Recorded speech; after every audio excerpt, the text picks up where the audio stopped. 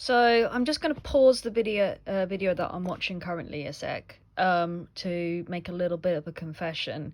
I had kind of already done this row here, but I hadn't realised at the time that I'd done it in this colour. So basically, the reason why a lot of these dots are a lot more darker, I don't know if you can see on this video, but I can see that a lot of these are a lot more pudgier and darker, is because I basically had to re-pick. I was basically up to about her bracelet, and I woke up this morning and I thought I'll do some more of this and then I'll get work on some other stuff that I need to do.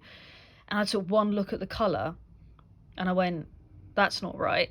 Compared it to the colour that I had and realised I'd got the colour wrong.